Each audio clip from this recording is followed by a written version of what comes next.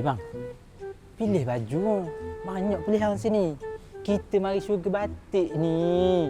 Kejap lah nak pilih baju pun. Aku asyik kecil ni. Jambang dah ni jambang. Kecil pula. Oh, jambang. Oh, loh lah. Jambang. Nu, yang bang, nu. Tunggu sekejap. Tunggu sini. Oh.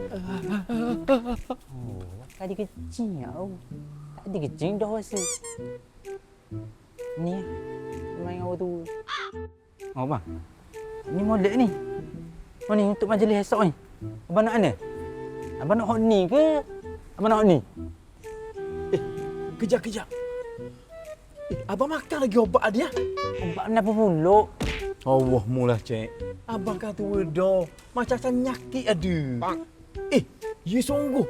Obat kecil mana ni? Apa dah akan lagi? Apa dah? Cuba ambil ni ya. Abang nak ambil obat ya. Bang. Dah abang belanja ambil tak? Boleh kan? Allah, boleh cik aku ngemung gua ni sangat. Weh. Allah, cik. Aku tinggal BBT pula cik. Tak apa. Dia ni kan sama canggih. QR boleh.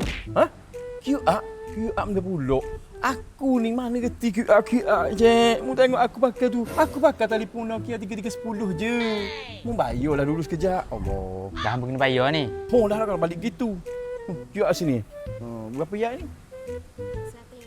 RM100 je. Bayar dulu. Bang. Bang. Dah jom balik. Tunggu benda lagi. Allah cik, duduk dulu. Aku lengah kaki kat ni. Letak duduk jalan NCC Batik Pavilion ni. Lagipun, kereta Tesla aku tu dah penuh lagi dengan cahaya. Ni lah malah jalan dengan orang tua. Jalan sikit dengar.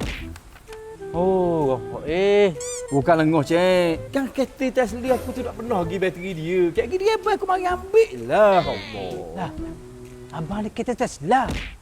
Oh, sebab ni lah abang nak sayang abang ni.